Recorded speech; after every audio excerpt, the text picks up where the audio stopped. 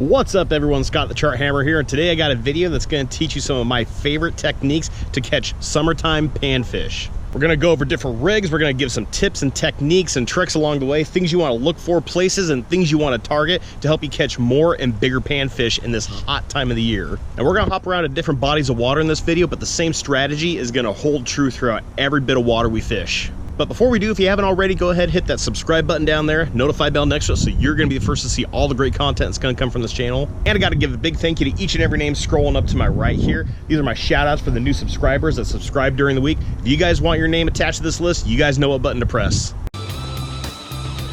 Yep, you saw me. There you go, guys. That's a fish. There you go, guys. That's unreal! Oh, this is such an awesome looking fish. Oh, yeah! All right, guys, check that out. So what specifically are we looking for? It's the second weekend of August. It is the hottest time of the year here in Oregon, and we are fishing midday. We are fishing the hottest part of the day. The sun's already been out for a couple hours, and the water's getting really warm. So we're looking for two particular water body areas that we're gonna fish. Now the reason being for these two areas we're gonna fish, well, for one, the bass, they are a really light sensitive species, which is the first area we're gonna start to fish is the shade. Places like here under this dock, or anywhere where you have trees and brush creating shade in the water. The other panfish though, that is a completely different story. You're gonna find bluegill and sunfish, you're gonna find species like that. They're gonna be very shallow. They're gonna be in the warmest part of the water. Places like here in this corner here or along this whole bank.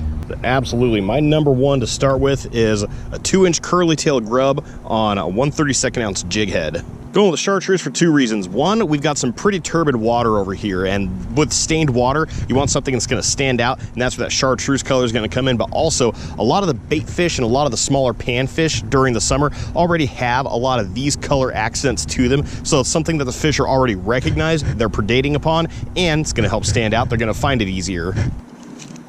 So we're going to start off on the shallow bank over here. Just bring it across down the bank. Now, if you're going to be fishing shallow water, that's where you want to keep a faster retrieve, a medium to fast retrieve. You want something that's going to be moving. If you're going to be fishing deeper water, that's where you're going to want to fish slower. And a lot of those slower presentations like you're going to see in this video. Ooh, that was a bite. Let's move over to the shade over here.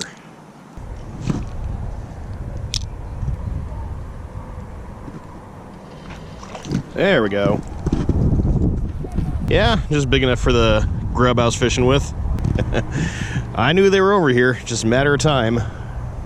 Now, just about anywhere you're gonna fish this time of year, a lot of the fish are gonna be really lethargic. The water is so warm, they're not wanting to move around as much, they're not wanting to chase bait down. So a good way to go for those suspended fish is the traditional float and fly. This is actually one of the, like I said, most traditional ways to go for summertime panfish. Again, going with a presentation that should stand out in this pretty turbid water.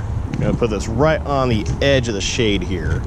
Another area that provides shade that you'll likely find bass during this really hot time of the year is grass lines. Anywhere that has really tall grass, whether that be just plain regular grass or coontail, milfoil, hydrilla, anywhere where you know there's a lot of grass, it's gonna create a lot of shade. Also oxygenated water for the fish, which they're gonna enjoy. And I know there's a big grass bed about 30 feet out that way, so I'm gonna target that area with a Senko.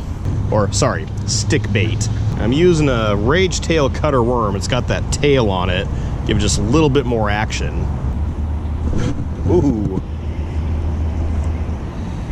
You still out there? You still interested? You know, one general thing you want to keep in mind is any time of the year, this is going to ring true, but especially here in the summer when it's really hot, the bait fish are going to be really shallow. The bass are going to be not far behind. They're either going to be deep or they're going to be hiding in the shade, whatever creates shade. So that's why I'm targeting this grass line with the Senko, because I know there's going to be a ton of bait fish right over there, a ton of bluegill and sunfish over there, and the bass are going to be waiting to ambush them out there.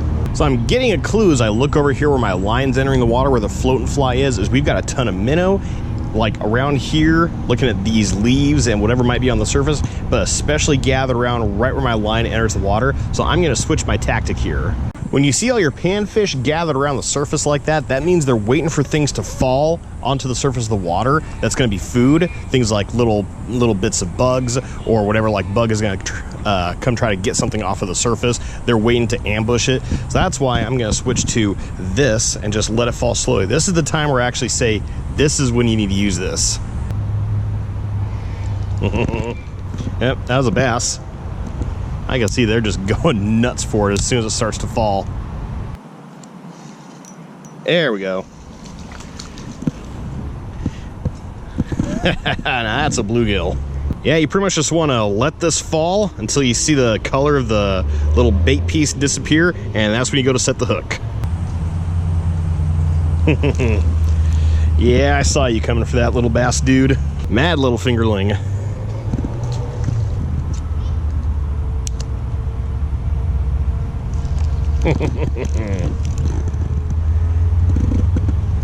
And there's our first sunfish today. What do we got? Another sunfish. And we got a couple of red ears over here.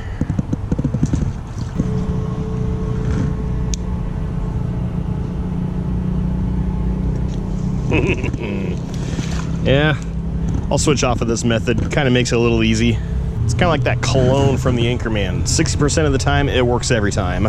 But that's so true. It's not always the most effective method you could use, but when it is the most effective. That doesn't make any sense. But just try, you'll get what I'm talking about. Let's see if we can get any active predatory fish over here off a chatterbait.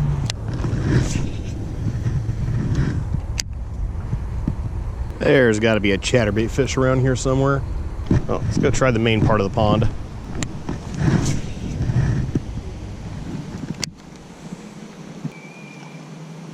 Well, that's a good sign.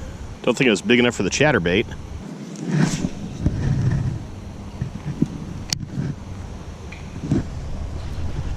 That was a bite.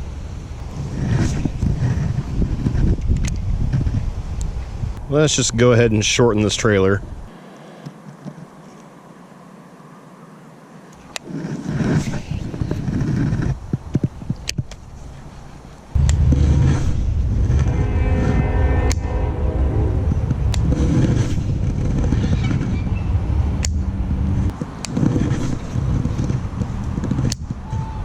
Well, nothing for the chatterbait.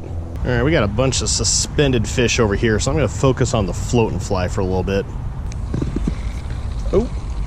Now, float and fly isn't just bobber and worm fishing, isn't just bobber and jig fishing or bobber and bait fishing. You're actually being very strategic with the float and fly. You're looking for patches, open patches in the grass under the water, like the hydrilla and the coontail, and what you're doing is you're casting into those holes, dropping it down, waiting to see if there's a bite after a couple seconds. If not, go to the next opening. It's one of the few times bobber fishing you can actually be a little impatient.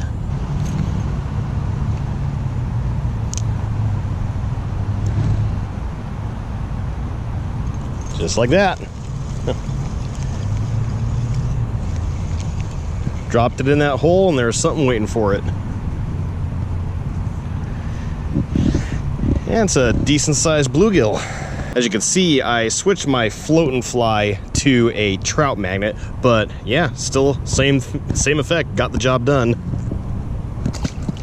Another great way to target these suspended fish is a drop shot. Now, I'm just gonna trust that you guys know how to rig up a drop shot.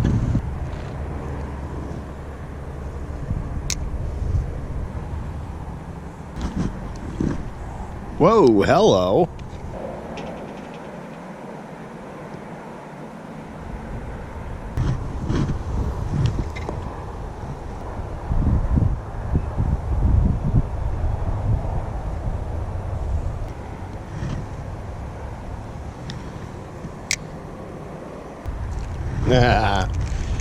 There's one drop shot fish. Oh, he just disintegrated the plastic. What did you do with my worm? All right. I'll use another.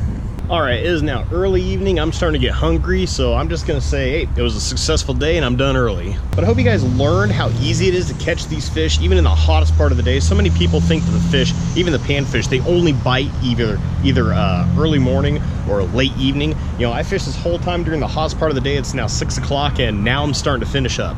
So let me know what you guys thought down in the comments below. If you haven't already, hit that subscribe button down there, notify bell next to it, so you're going to be first to see all the great content that's going to come from this channel. But other than that, thank you guys so much for watching. As always, tips up, tight lines, and have fun fishing.